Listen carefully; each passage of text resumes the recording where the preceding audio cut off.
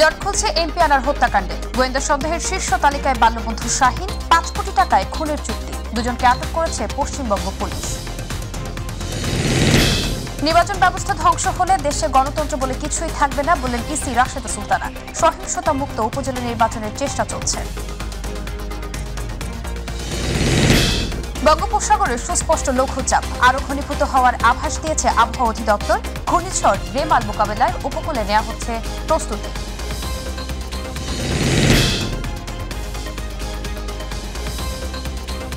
আসসালামু আলাইকুম, আমন্ত্রণ মাইটিভি জেলা সংবাদে। সঙ্গে আছে নুসরাত শারমিন। শুনছিলেন সংবাদ শিরোনাম, এবার বিস্তারিত।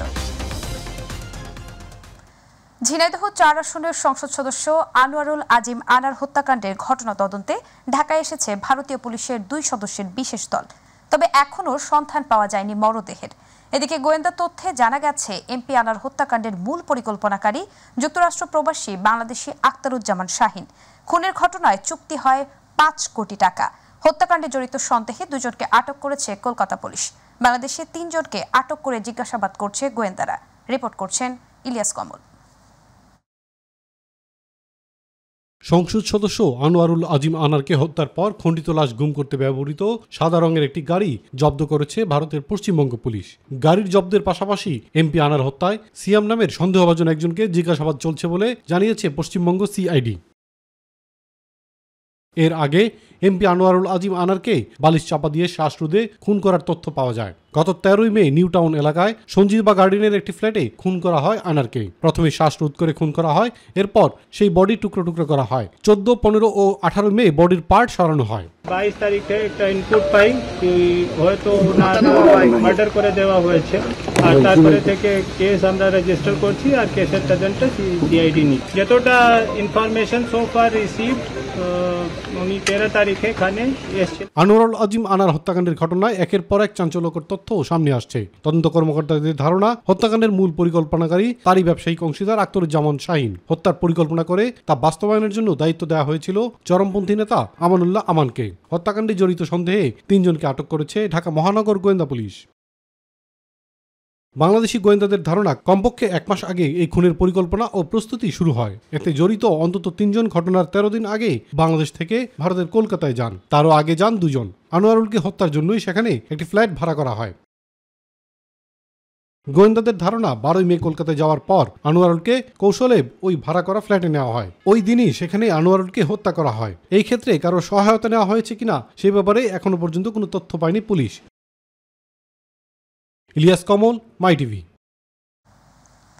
দেশের নির্বাচন ব্যবস্থা গণতন্ত্রের সবচেয়ে বড় চাবিকাঠি। নির্বাচনের ব্যবস্থা ধ্বংস হয়ে গেলে দেশের গণতন্ত্র বলে কিছুই থাকবে না। সেই কথা বিবেচনা করে নির্বাচন কমিশন নির্বাচনগুলো সহিংসতা মুক্ত রেখে অবাধ, নিরপেক্ষ, সুষ্ঠুভাবে সম্পন্ন করার চেষ্টা করেছে বলে মন্তব্য করেছেন নির্বাচন কমিশনার বেগম রাশেদা সুলতানা। দুপুরে নওগাঁ জেলা প্রশাসকের সম্মেলন কক্ষে ৬ষ্ঠ উপজেলা পরিষদ নির্বাচন উপলক্ষে আইনশৃঙ্খলা বাহিনী ও চেয়ারম্যান প্রার্থীদের সাথে মতবিনিময় সভায় রাশেদা সুলতানা এসব কথা বলেন। নেওয়ার পর থেকে আমরা সমস্ত নির্বাচনগুলো অবাধ, নিরপেক্ষ, সুষ্ঠু করার চেষ্টা করেছি। আমরা বিগত 2টা ধাপে ইলেকশন সম্পন্ন করেছি। প্রথম ধাপ আমরা ভালো করেছি, তৃতীয় ধাপ আমাদের প্রত্যাশা ছিল আমরা আরও ভালো করব। আমরা মনে করি যে আমরা আরও ভালো করেছি। আমরা তৃতীয় ধাপ আরও ভালো করতে চাই। চতুর্থ ধাপও তার চেয়ে বেশি ভালো করে আমরা জনগণের মনে এই আশাটুকু আনতে চাই যে না, নির্বাচন কমিশন একটা ভালো নির্বাচন করতে পারে। সাতক্ষীরার শ্যামনগর উপজেলায় ডাম্পার ট্রাক্টরের চাপায় এক মোটরসাইকেল আরোহী নিহত হয়েছেন। সকালে উপজেলার হাইবাতপুর প্রাথমিক বিদ্যালয়ের সামনে এই দুর্ঘটনা ঘটে। শ্যামনগর থানার ভারপ্রাপ্ত কর্মকর্তা বলেন, পুলিশ ডাম্পার ট্রাকটি জব্দ করেছে। নিহতের মরদেহ উদ্ধার করা হয়েছে। ময়নাতদন্তের জন্য সাতক্ষীরা সদর হাসপাতালের মর্গে পাঠানো হবে।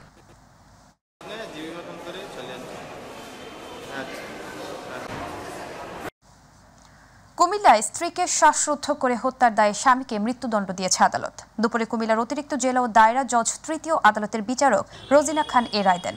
রায় ঘোষণাকালে দণ্ডপ্রাপ্ত আসামি পলাতক ছিল।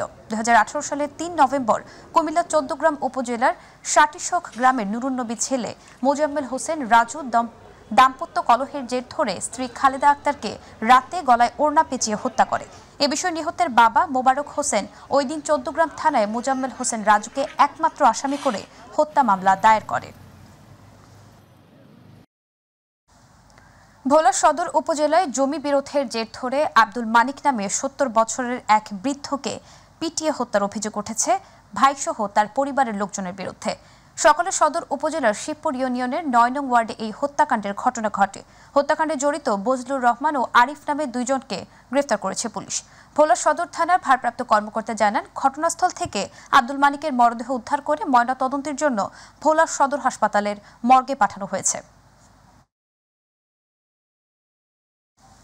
ভুসির আড়ালে কুড়া দিয়ে পশু খাদ্য বিক্রির অপরাধে যশোরের বাঘারপাড়া উপজেলার খাজুরাতে নিউ মার্কআপ ফ্লাওয়ার মিলের মালিক সুকান্ত কুমারকে জাতীয় ভোক্তা অধিকার সংরক্ষণ অধিদপ্তর কর্তৃক ভ্রাম্যমাণ আদালত ৩০,০০০ টাকা জরিমানা আদায় করেছে। দুপুরে ভোক্তা অধিকার সংরক্ষণ অধিদপ্তর যশোরের সহকারী পরিচালক সৈয়দ তামান্না তাসনিম উপস্থিত থেকে এ অভিযান পরিচালনা করেন। অভিযানে আরও উপস্থিত ছিলেন যশোর ক্যাবের সদস্য রকিবুল ইসলাম সহ প্রশাসনিক কর্মকর্তাবৃন্দরা।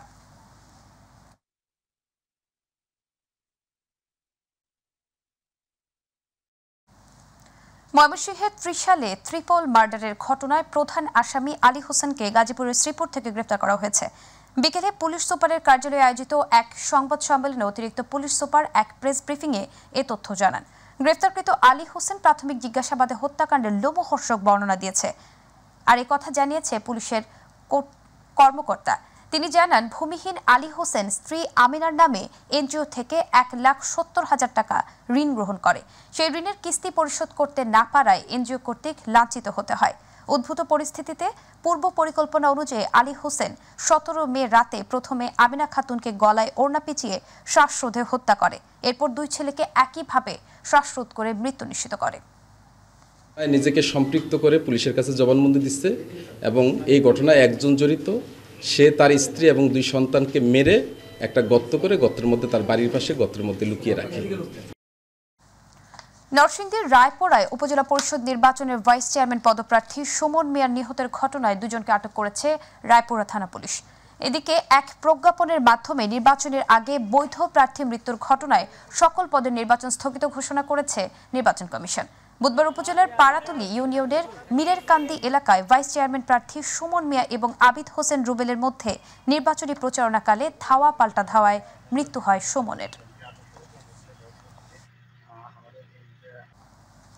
সড়কপথে দুর্ঘটনা এড়াতে শেরপুরে হেলমেট না থাকলে মিলবে না তেল, এই কার্যক্রমের উদ্বোধন ও হেলমেট বিতরণ করা হয়েছে।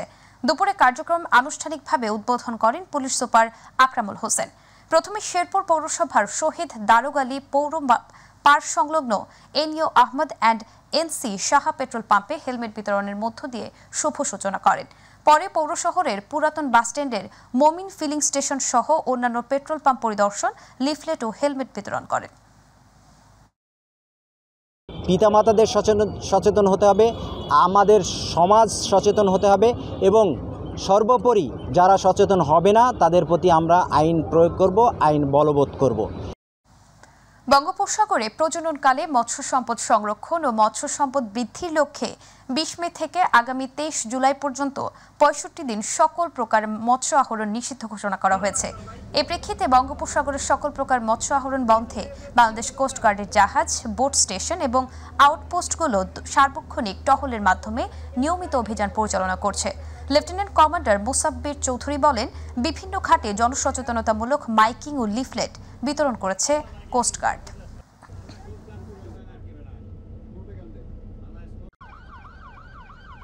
প্রতিদিন আমরা প্রতিনিয়ত যেইভাবে স্থানীয় মৎস্য কর্মকর্তার সাথে সমন্বয় সাধনের মাধ্যমে আমাদের যে সমস্ত মৎস্য অভিযানগুলো আমরা পরিচালনা করে থাকি বিভিন্ন ঘাটে এবং ইন এডিশন সমুদ্রে আমরা যে সমস্ত অভিযান পরিচালনা করি সেগুলো চলমান থাকবে।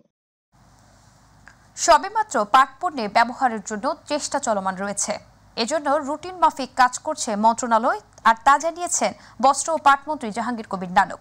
দুপুরে রংপুরে ৩ দিনব্যাপী বহুমুখী পাট পণ্য মেলার উদ্বোধন শেষে সাংবাদিকদের এ কথা জানান তিনি। এ সময় মন্ত্রী আরও বলেন, পাটের হারানো গৌরব ফেরানোর জন্য পাট অধিদপ্তরের কর্মযজ্ঞ চলছে। ইতিমধ্যে পাটকলগুলো খোলার উদ্যোগ নেওয়া হয়েছে। সেই ধারাবাহিকতায় দেশের ৬টি পাটকল খুলেছে। পাট পণ্যের প্রতি তরুণ ও নারী উদ্যোক্তারা মনোনিবেশ করেছেন। এটির উৎপাদন ও ব্যবহারের মাধ্যমে উচ্চতায় পৌঁছানো যাবে বলে জানান তিনি। আমরা সামনের দিকে যেতে চাই, আমরা সামনে এগোতে চাই, পাট পণ্যকে আবার আমাদের হারানো গৌরবে ফিরে আসতে চাই। রংপুরে আদালতের বিচার প্রার্থীদের জন্য নবনির্মিত ন্যায়কুঞ্জের উদ্বোধন করেছেন প্রধান বিচারপতি ওবায়দুল হাসান। সকালে আদালত প্রাঙ্গণে উদ্বোধনী অনুষ্ঠানে প্রধান অতিথি হিসেবে উপস্থিত থেকে তিনি এর উদ্বোধন করেন। এ সময় রংপুর জেলা প্রশাসক, জেলা পুলিশ সুপার, সুপ্রিম কোর্টের ম্যাজিস্ট্রেট এবং বার সভাপতি সদস্যবৃন্দ সহ অন্যান্যরা উপস্থিত ছিলেন। উদ্বোধন শেষে ন্যায়কুঞ্জটি পরিদর্শন করেন প্রধান বিচারপতি। তিনি বলেন, প্রধানমন্ত্রীর সরকারের অর্থায়নে সারা বাংলাদেশে বিচার প্রার্থী মানুষের কষ্ট দুর্দশা লাঘবের উদ্দেশ্যে এই ন্যায়কুঞ্জটি প্রতিষ্ঠিত করা হয়েছে। বড় বড় গাছ থাকে, সেই গাছের তলায় বসে তারা দিন কাটাতো এবং যখন তাদের মামলা ডাক করত মামলা কোর্টে গিয়ে হাজির।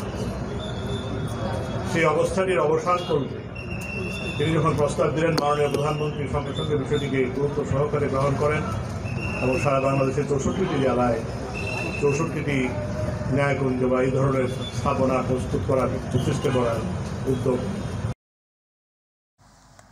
আগামী 2 মাসের মধ্যে 48টি সেবা সংস্থার 150টি সেবা বিডার ওয়ান স্টপ সার্ভিস থেকে বা অনলাইনে দেওয়া হবে বলে জানিয়েছেন বাংলাদেশ বিনিয়োগ উন্নয়ন কর্তৃপক্ষের চেয়ারম্যান লোকমান হোসেন মিয়া। ঘাটে ঘাটে বা বিভিন্ন সংস্থার কাছে না গিয়ে হয়রানি ছাড়া এসব সেবা নিতে বাংলাদেশ বিনিয়োগ উন্নয়ন কর্তৃপক্ষের কাছে আবেদন করার কথাও বলেন তিনি। দুপুরে ওয়ার্ল্ড ট্রেড সেন্টারে অনুষ্ঠিত বিনিয়োগ উন্নয়ন ও BIDA online one stop service কার্যক্রম অবহিতকরণ কর্মশালায় প্রধান অতিথির বক্তব্যে তিনি কথা বলেন।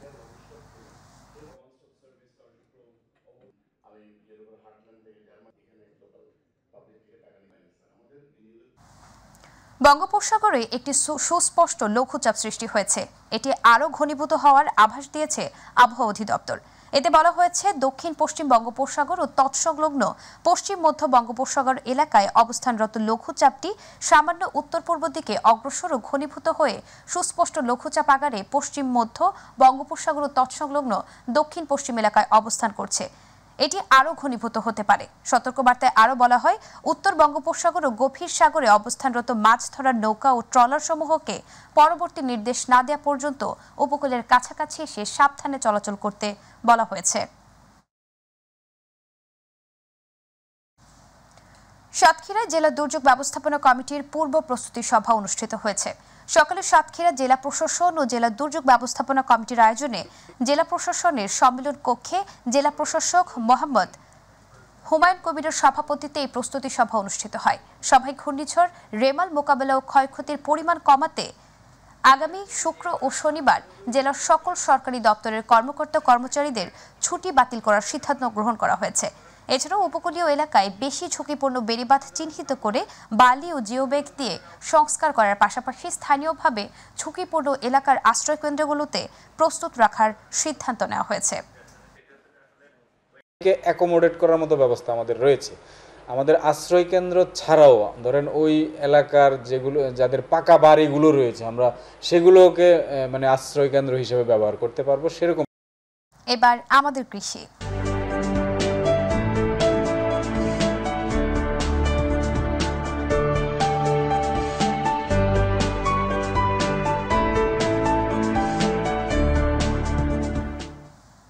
গাইবান্ধার গোবিন্দগঞ্জে চলতি বোরো মৌসুমের অভ্যন্তরীণ ধান, চাল ও গম সংগ্রহের আনুষ্ঠানিক উদ্বোধন করা হয়েছে। দুপুরে গাইবান্ধা 4 আসনের জাতীয় সংসদ সদস্য আবুল কালাম আজাদ আজ গোবিন্দগঞ্জ খাদ্য গুদামে এই কার্যক্রমের উদ্বোধন করেন। এ উপলক্ষে গোলাপবাগ খাদ্য গুদাম চত্বরে আয়োজিত উদ্বোধনী অনুষ্ঠানে আরও বক্তব্য রাখেন উপজেলা নির্বাহী অফিসার রাসেল মিয়া, উপজেলা কৃষি কর্মকর্তা মেহেদি হাসান, উপজেলা খাদ্য কর্মকর্তা আব্দুস সোবহান সহ আরও অনেকে।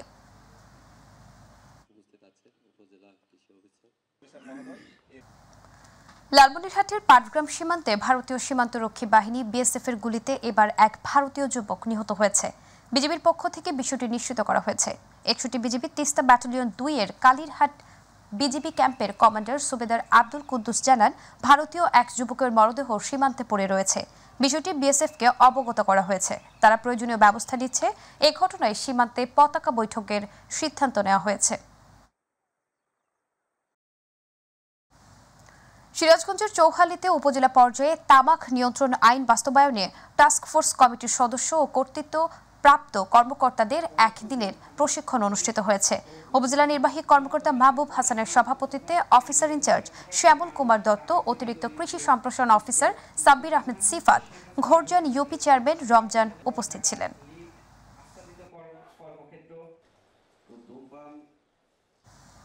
ময়মনসিংহের ত্রিশালে অসাম্প্রদায়িক চেতনা এবং নজরুল এ বিষয়কে ধারণ করে জাতীয় কবি কাজী নজরুল ইসলামের ১২৫তম জন্মবার্ষিকী উদযাপন করা হচ্ছে।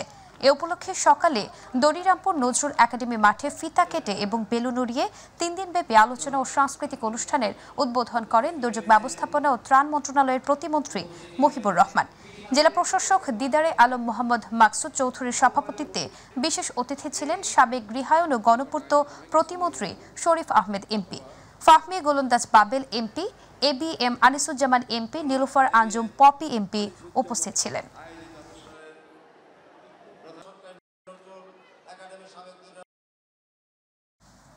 বরিশালের গৌরনদী উপজেলা আইন শৃঙ্খলা কমিটির সভা ও মাসিক সমন্বয় সভা অনুষ্ঠিত হয়েছে। উপজেলা প্রশাসনের আয়োজনে সকালে উপজেলা পরিষদ হলরুমে উপজেলা নির্বাহী অফিসার আবু আবদুল্লাহ খানের সভাপতিত্বে বক্তব্য রাখেন উপজেলা সহকারী কমিশনার ভূমি রফিকুল ইসলাম, উপজেলা কৃষি কর্মকর্তা সেকেন্দার আলী শেখ সহ আরও অনেকে। খুলনায় জাতীয় শুদ্ধাচার কৌশল কর্মপরিকল্পনার অধীন সুশাসন প্রতিষ্ঠার নিমিত্ত অংশীজন সভা অনুষ্ঠিত হয়েছে। সকালে BRTA এর বিভাগীয় সার্কেল অফিসের আয়োজনে খুলনা জেলা প্রশাসকের সহযোগিতায় সার্কিট হাউসের সম্মেলন কক্ষে অংশীজন সভা অনুষ্ঠিত হয়। বাংলাদেশ সড়ক পরিবহন কর্তৃপক্ষ এর চেয়ারম্যান নূর মোহাম্মদ মজুমদারের সভাপতিত্বে সভায় প্রধান অতিথি ছিলেন বিভাগীয় কমিশনার হেলাল মাহমুদ শরীফ। বিশেষ অতিথি ছিলেন খুলনা মেট্রোপলিটন পুলিশের পুলিশ কমিশনার মোজাম্মেল হক।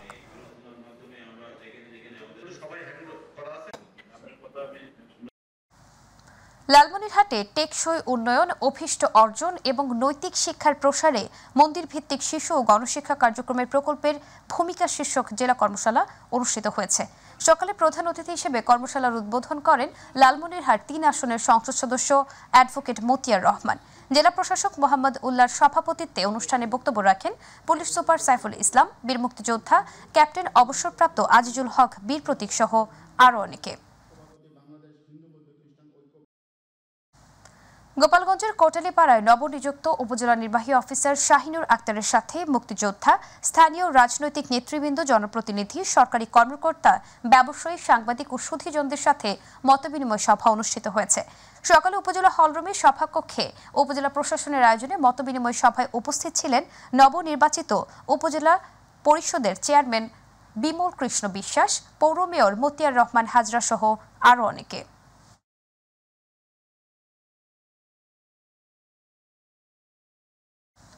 সিরাজগঞ্জের হত্যা মামলায় যাবজ্জীবন সাজায় কারাগার থেকে দণ্ডাদেশে অটোরিকশা পেলেন এক মুক্তিপ্রাপ্ত কয়েদি।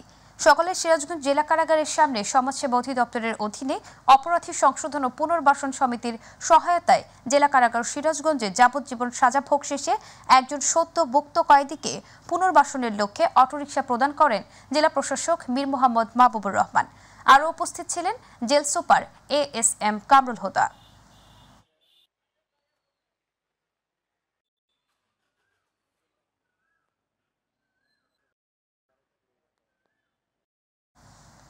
বর্তমান সময়ে চলমান পরিস্থিতিতে বান্দরবান জেলায় কুকি চীনের নৈরাজ্যের বিরুদ্ধে চলমান বিভিন্ন পরিস্থিতি কেন্দ্র করে তীব্র নিন্দা জানিয়ে সাংবাদিক সম্মেলনের আয়োজন করেছে পার্বত্য নাগরিক পরিষদ।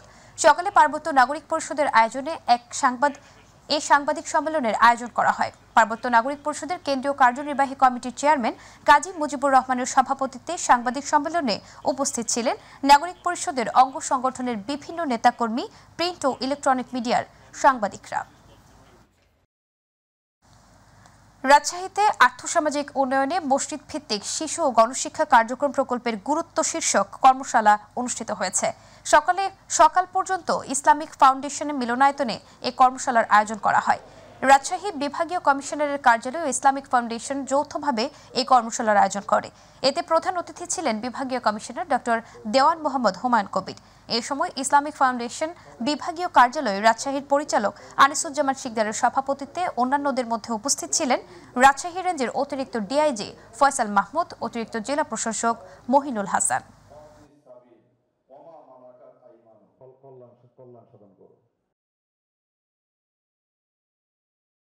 2568 বুদ্ধ বর্ষ উদযাপন করলেন বাংলাদেশ বৌদ্ধ যুব পরিষদ সিলেট অঞ্চল। দুপুরে সিলেট নগরীতে বিশ্ব শান্তি কামনায় শান্তি শোভাযাত্রা র্যালি মুসলিম সাহিত্য সংসদ হল থেকে শুরু করে সিলেট কেন্দ্রীয় শহীদ মিনার হয়ে আবার অনুষ্ঠান স্থলে র্যালিটি এসে শেষ হয়।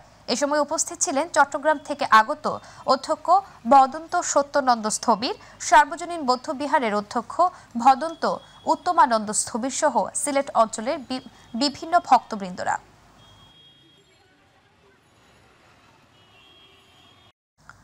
বাঞ্ছিরামপুরে ষষ্ঠ উপজেলা সাধারণ নির্বাচন উপলক্ষে উপজেলা পরিষদ সম্মেলন কক্ষে প্রিজাইডিং ও সহকারী প্রিজাইডিং অফিসারদের প্রশিক্ষণ কর্মশালা অনুষ্ঠিত হয়েছে। জেলা প্রশাসক হাবিবুর রহমান ভিডিও কলের মাধ্যমে দিক নির্দেশনার বক্তব্য দেন এবং কর্মশালার উদ্বোধন করেন। অতিরিক্ত জেলা ম্যাজিস্ট্রেট ও রিটার্নিং অফিসার জেসমিন সুলতানা, উপজেলা নির্বাহী অফিসার আবুল মনসুর, সহকারী কমিশনার ভূমি নজরুল ইসলাম, উপজেলা নির্বাচন অফিসার বক্তব্য রাখেন। জয়পুরহাটে জাতির পিতা বঙ্গবন্ধু শেখ মুজিবুর রহমানের বঙ্গবন্ধুর মুরালে পুষ্পস্তবক অর্পণ করছে সদর উপজেলার নবনির্বাচিত চেয়ারম্যান ও আওয়ামী লীগ নেতাকর্মীরা।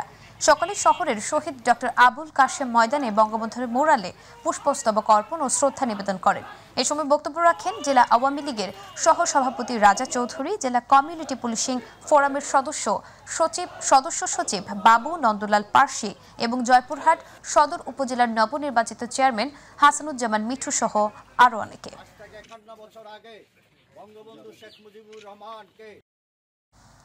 আসন্ন মানিকগঞ্জ সদর উপজেলা পরিষদ নির্বাচন উপলক্ষে সংবাদ সম্মেলন ও ইশতেহার ঘোষণা করেছেন চেয়ারম্যান প্রার্থী হাসিব উদ্দিন আহমেদ সেলিম।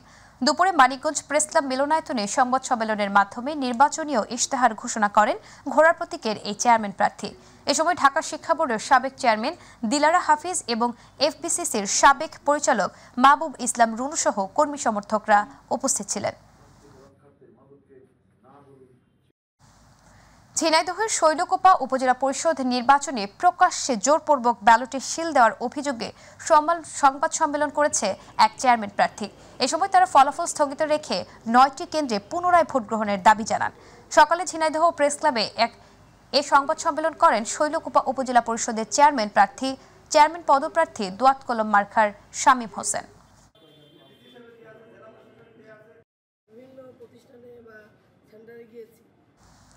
সাধারণত কারেন্ট জাল দিয়ে চুরি করে মাছ ধরা হয়, কিন্তু তা দিয়ে পাখি নিধন এমন হচ্ছে মেহেরপুরের গাংনীতে। ফল রক্ষায় বাগানকে কারেন্ট জাল দিয়ে ঢেকে দিচ্ছেন বাগানীরা, যাতে আটকা পড়ে মারা যাচ্ছে শত শত পাখি। এদিকে ফলের মৌসুমে গাছের নিষিদ্ধ কারেন্ট জাল ব্যবহার বন্ধে অভিযান চালাচ্ছে বন বিভাগ। প্রতিনিধি মাসুদ রানার রিপোর্ট, জানাচ্ছেন শামস তাবরিজ উচ্ছ্বাস। কারেন্ট জালে এভাবেই ঝুলছে ঘুঘু, শালিক, পেঁচা, বাদুর সহ নাম না জানা বিভিন্ন প্রজাতির পাখি। এই দৃশ্য মেহেরপুরের গাংনী উপজেলার বিভিন্ন লিচু বাগানের। লিচু রক্ষায় অনেক বাগানই ব্যবহার করছেন কারেন্ট জালে আটকা পড়ে প্রতিনিয়ত এভাবে মারা যাচ্ছে অসংখ্য পাখি। পাখি হত্যায় যেমন নষ্ট হচ্ছে পরিবেশ, তেমনি দিন দিন বিলীন হয়ে যাচ্ছে বিভিন্ন প্রজাতির পাখি। পাখি পরিবেশের ভারসাম্য রক্ষা করে, তো এই পাখিগুলা কারেন্ট জাল দিয়ে মারা একেবারে অনুচিত। পাখিগুলো যদি বেঁচে থাকতো তাহলে বিভিন্ন পোকামাকড় খেত, যে পোকামাকড় বিশেষ করে ফসলের ক্ষতি হতো। পাক পোকালি মেরি এই নেট জাল টাঙি আল্লাহর কাছে এত বড় দায় দিতে পারবো না। নিষিদ্ধ কারেন্ট জালের ফাঁদ পেতে নির্বিচারে পাখি হত্যা করলেও তা রুখতে কোনো ব্যবস্থা নেননি সংশ্লিষ্ট কর্তৃপক্ষ।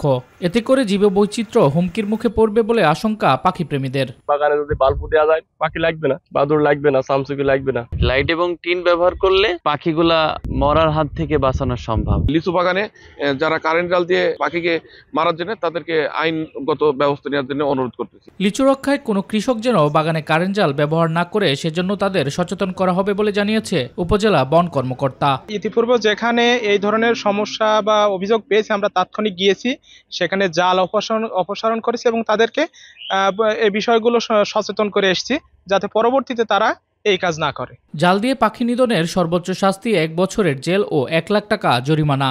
একই অপরাধ দ্বিতীয়বার করলে শাস্তি ও জরিমানা দ্বিগুণের বিধানও আছে বন্যপ্রাণী সংরক্ষণ আইনে।